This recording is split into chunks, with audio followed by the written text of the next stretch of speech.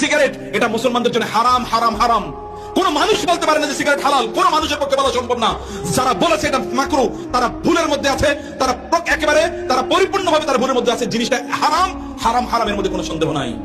কারণ এই জিনিস খাওয়ার আগে বিসমিল্লাহ বলা যায় না, খাওয়ার পরে আলহামদুলিল্লাহ বলা যায় না। এটা প্রচন্ড দুর্গন্ধময়, এর মধ্যে জাহান্নামের 3টি উপাদান আছে, এর মধ্যে জাহান্নামের আগুন আছে, এর মধ্যে জাহান্নামের ধোঁয়া আছে, এবং এই জাহান্নামের দুর্গন্ধ আছে। কয়টা উপাদান আছে জাহান্নামের? জাহান্নামের 3টা উপাদান এর মধ্যে আছে। এটা কোনো মানুষের সামনে খাওয়া যায় না, ভালো মানুষের সামনে খাওয়া যায় না, পিতা মাতার সামনে খাওয়া যায় না, আলেম ওলামার সামনে খাওয়া যায় না, মসজিদে গিয়ে খাওয়া যায় না, টয়লেটে গিয়ে কেবলমাত্র খাওয়া যায়। কত নিকৃষ্ট এগুলো মুসলমানদের মুখে কিভাবে উঠে!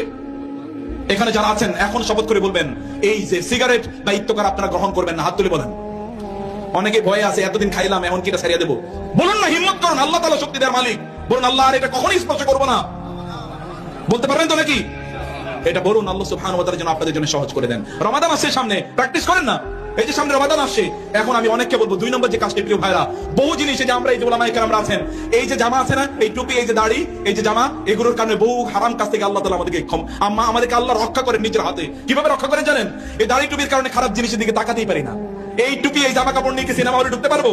কোথাও দাঁড়ায়া আমি আমার এলাকায় সর্বশেষ অথবা দেশে অথবা বিদেশে কোথাও কোন দোকানের সামনে দাঁড়িয়ে সর্বশেষ কবে চা খেয়েছি এবং ওইখানে কবে আড্ডা দিয়েছি এরকম আমার মনে নাই।